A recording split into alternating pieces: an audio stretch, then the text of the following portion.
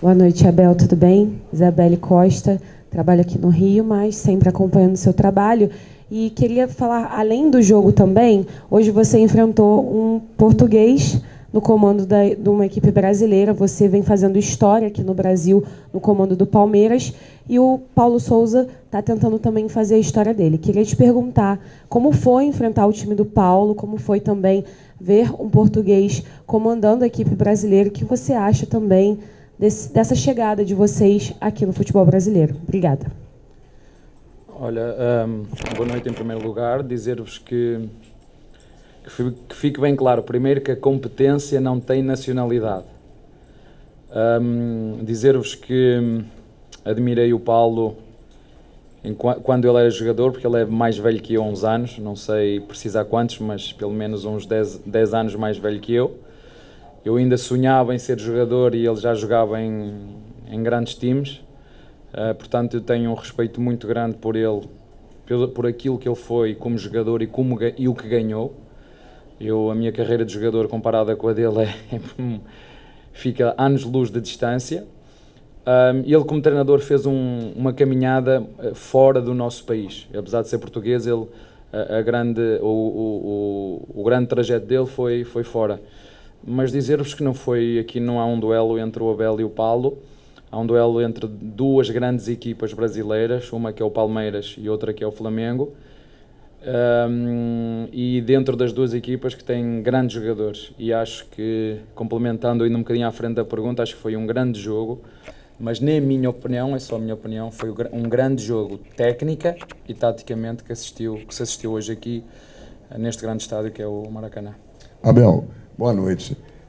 Você falou que foi um grande jogo, e foi mesmo. Na minha opinião. Não, para quem gosta de ver um bom futebol tático, principalmente, foi um duelo tático muito bacana. Eu acho que gratifica isso para qualquer treinador, enfrentar um time do porte, ou do Palmeiras, ou do Flamengo. Queria que você falasse, taticamente, qual foi a diferença desse jogo para a final da Libertadores da América, lá em Montevidéu, e da função específica de dois jogadores taticamente hoje. Piquerez, que hoje foi praticamente um terceiro zagueiro, com o Gustavo Scarpa sendo um ala pela esquerda, né? Então, queria que você falasse dessa sua estratégia e uma comparação com aquele jogo lá em Montevidéu. É sempre muito mais fácil, né? O treinador vir aqui explicar o jogo, é mais fácil vocês em casa verem, porque tem 3 ou 4 que são professores de Deus, tem 3 ou 4 que têm muito bons, outros que são professores de Deus, sabem tudo, não é? Mas o que nós procuramos fazer foi olhar para o nosso adversário, perceber que tínhamos aspectos que podíamos atacar ao nosso adversário. O Veiga, que jogou ali entre linhas para tentar receber os passos do próprio Danilo, e o Dudu, quer o Scar, quer o Piquerez, porque se é verdade que o Piquerez, quando não tinha bola, fechava por dentro. E fechava por dentro porquê? Porque o próprio Everton procurava zonas interiores para abrir o espaço para o Isla subir, como fez o golo em casa, o último golo em casa. Eu acho que quem gosta de futebol entende isso, sabe isso. E nós procuramos, acima de tudo, ter bola, entramos muito bem no jogo. Eu acho que foi um jogo bem dividido, mas nós, com duas grandes intenções, sabíamos que o Isla se mandava muito e vinha para a nossa linha de 4, e tem o Arão, que é um jogador que constrói muito bem. Nós procuramos defensivamente fazer duas coisas: tapar os espaços interiores sempre que possível, porque houve alturas em que o Arão se conseguiu soltar, e quando o David Luiz começasse a carregar o jogo, ter o Veiga logo ali como primeiro tampão. Acho que as duas equipas, em termos táticos, se defrontaram bem. O Paulo, através dos dois volantes que eles tinham, dois volantes muito agressivos. Eu ali uma outra vez que eu achava que o Tiago Maia devia ter levado amarelo, porque as 4 entradas, as primeiras, fez 4 faltas e uma delas tinha que ser amarelo, mas o árbitro entendeu que não. Mas acho que foi um jogo muito bem jogado, e depois com bola nós queríamos levar a bola num dos corredores, e depois, como nós tínhamos 3 médios e o nosso adversário só tinha 2, nós tínhamos o Danilo, o Zé e o Veiga em linhas diferentes. O Danilo mais baixo para ligar com os zagueiros, 2 zagueiros, o Zé um bocadinho mais subido e o Veiga a jogar entre linhas, e o nosso adversário só tinha 2. Não é? E nós procurar o homem que estivesse livre, e muitas vezes foi o Veiga e outras vezes foi o Danilo, para depois poder jogar. Eu acho que em termos de oportunidades flagrantes foram 4 para cada lado. Posso estar enganado, porque me engano muitas vezes, não é? Mas acho que foram 4 para cada lado, como disse. Eu acho que este jogo só peca, acho que no geral foi um grande jogo, num grande ambiente, peca sobretudo por não ter existido golos. 1-1, 2-2, acho que havia bem pelas oportunidades que as duas equipas criaram.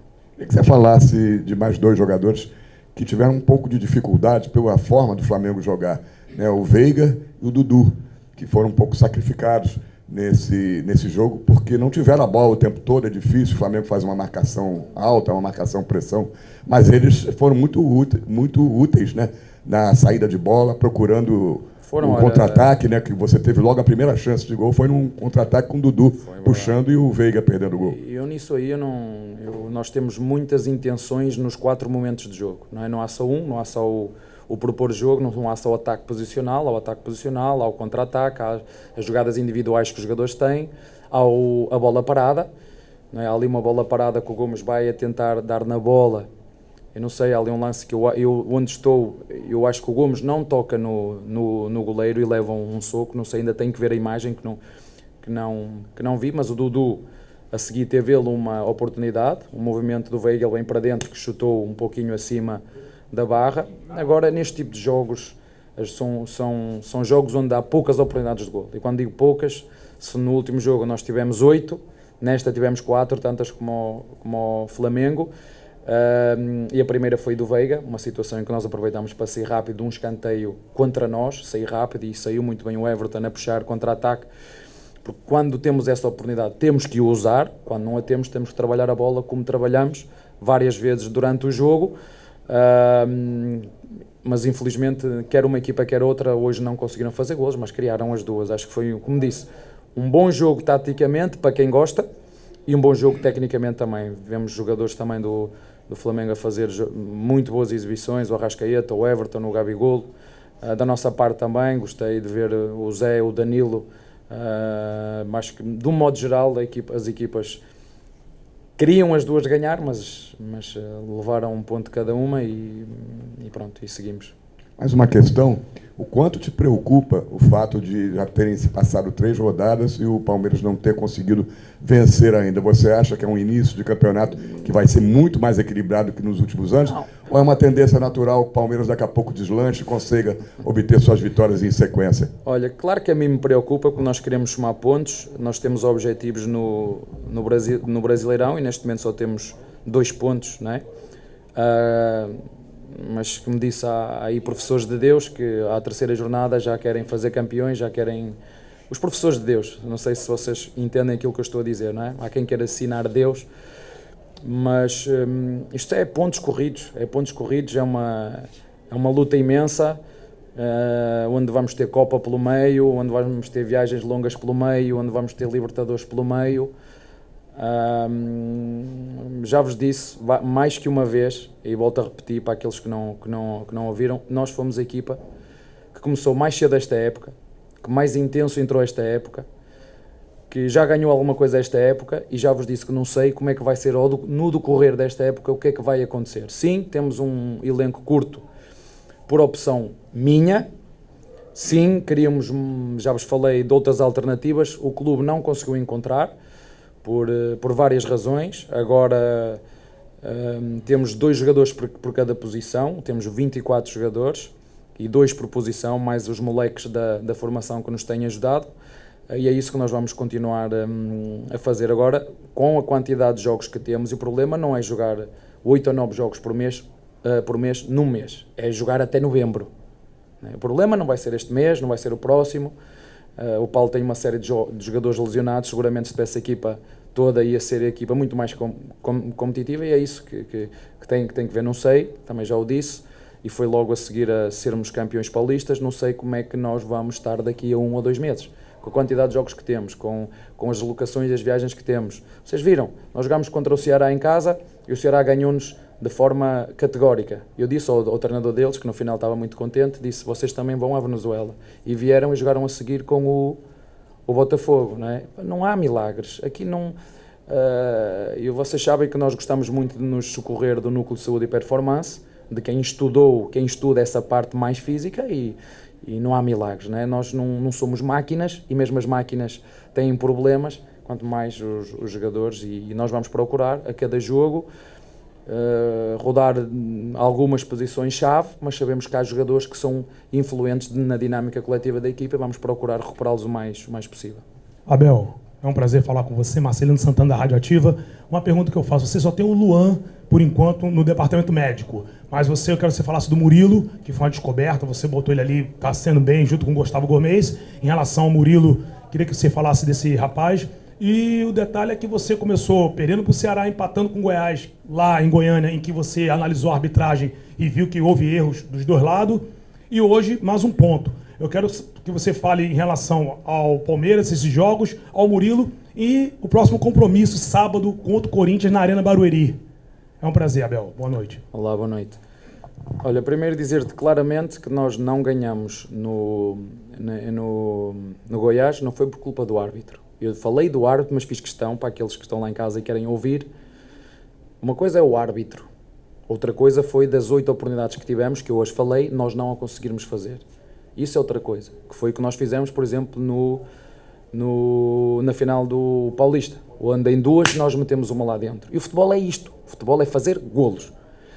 E nós aí não conseguimos. Eu não imputei as responsabilidades no árbitro. Disse que o nosso adversário, sim, fez um golo irregular.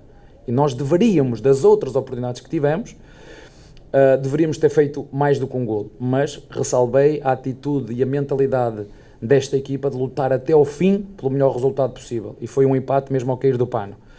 Falar da questão do Murilo, eu vou voltar aqui também para quem está lá em casa. O treinador aqui no Palmeiras não contrata nenhum jogador. Não há aqui nenhum filho do treinador. São todos os meus filhos, não há um. São 24 que eu tenho, mais os da base que estão a treinar connosco. São todos os meus filhos. E quem contrata jogadores aqui é o clube, não é o treinador. O treinador, quando chega ao clube, tem um documento que diz assim: eu gosto de um goleiro assim, eu gosto de com estas características, tal. Eu gosto de um lateral direito com estas características, tal. Eu gosto de um centroavante com estas características, tal. Depois o clube, os dirigentes, é que tem que olhar para... E contratamos, dá para contratar, é caro, é barato, não podemos.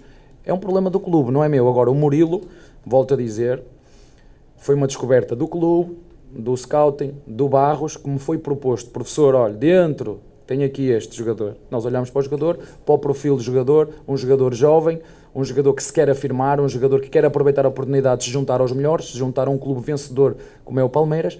E o clube, não foi o Abel, o clube, como foi o Atuesta, como foi o Navarro, como foram todos. É assim que nós fazemos aqui. Por isso é que eu não falo com empresário nenhum. A minha relação com os empresários é zero. Quando me ligam para mim, eu disse: nós temos um diretor desportivo. O diretor desportivo sabe aquilo que eu quero e cada um dentro do clube tem que fazer a sua função. É isso que eu exijo. É cada um dentro do clube tem que dar o melhor de si para servir o clube.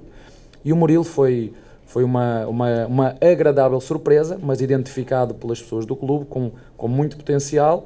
E o futebol é isto, não foi só pela oportunidade ou pelo Luan se ter lesionado. O Kusevic, eles têm revezado o Kusevic com o Murilo, que por exemplo no início teve alguma dificuldade em se adaptar ao sintético, e nós vamos trocando, deixamos o Gomes, que é um jogador que recupera muito bem de jogo para jogo. Os jogadores não são todos iguais, uns têm uma recuperação mais tardia, por isso é que faz uma diferença tremenda. Vocês não fazem ideia a diferença que faz ter 2 dias de recuperação para um jogo ou ter 3, né? 2 dias ou 3 faz uma diferença brutal.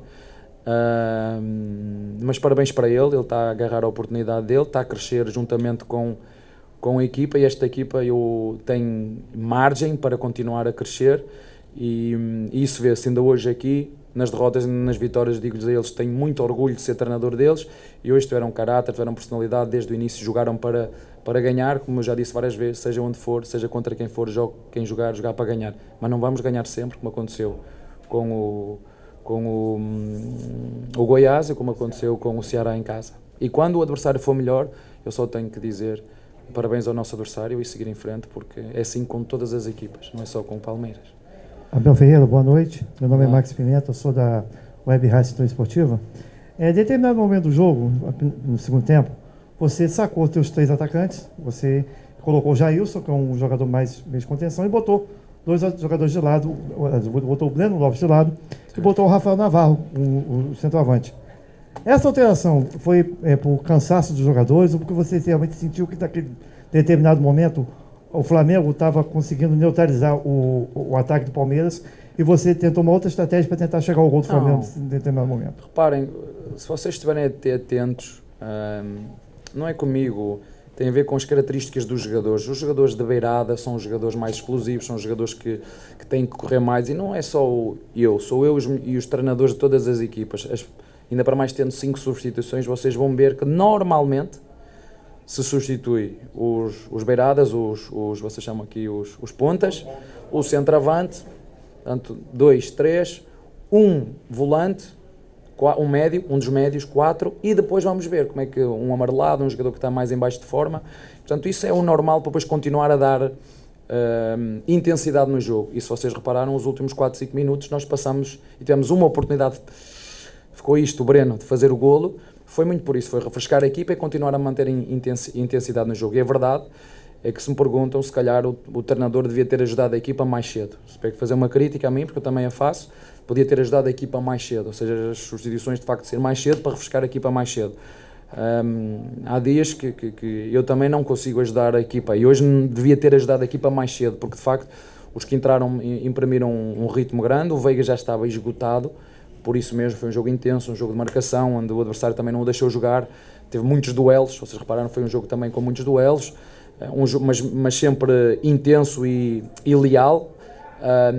Mas as substituições foram nesse sentido, de refrescar a equipa, e sabemos que o Jailson também tem chegado à área. Se vocês repararem, o cruzamento que quem faz para o Breno é o Jailson, que faz uma diagonal sobre o corredor direito, recebe um passe atrasado e depois mete a bola na área.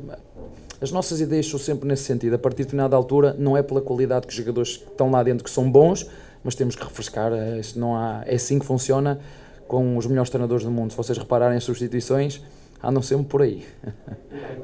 Boa noite, Abel. André Furtado, do canal Time Web. Olá. Gostaria que você falasse um pouquinho do ponto conquistado hoje, fora de casa, contra uma equipe concorrente ao título brasileiro também. Olha, nós queremos ganhar, ainda para mais, como o seu colega falou e bem.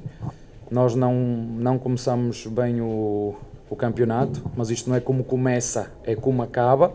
Mas nós não começamos bem, não podemos negar isso, que deveríamos ter ganho ao Ceará, mas o Ceará foi melhor, aproveitou bem as nossas oportunidades que teve, aproveitou um cansaço extra que a nossa equipa teve, todos, porque acredito que em condições normais a jogar em nossa casa com recuperados e fresquinhos não iam fazer o que fizeram, mas o futebol é mesmo assim, o calendário é assim, já está marcado, temos que aceitar essas circunstâncias.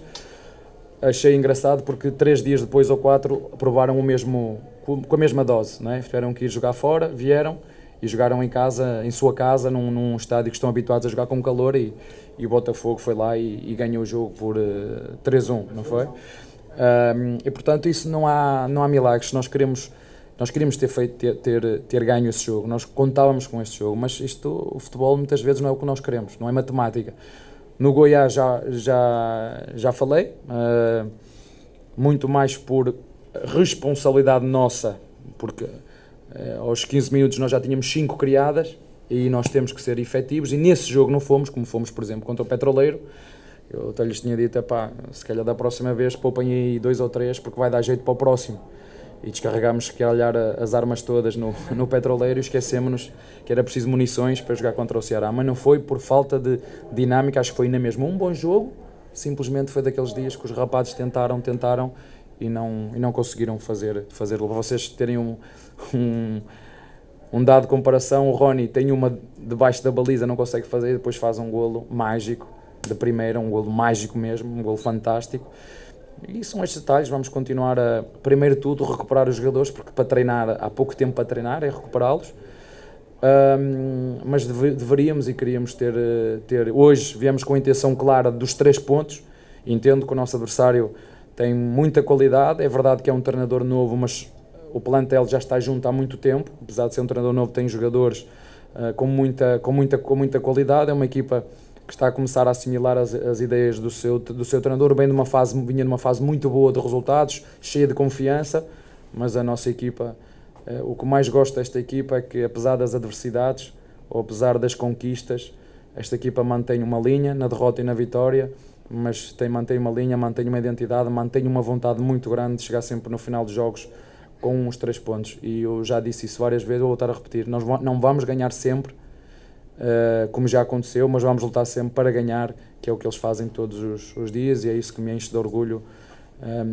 Talvez eu uma ou outra vez não seja capaz de os ajudar quanto eles merecem, mas o orgulho é o mesmo. Hoje, com a derrota do Ceará, como foi com o Goiás, como foi na vitória do Paulista, o meu orgulho neles não é só quando eles ganham, é quando eles ganham, quando eles perdem, mas a fazer tudo e quando dão tudo para ganhar. Obrigado, gente. Obrigado.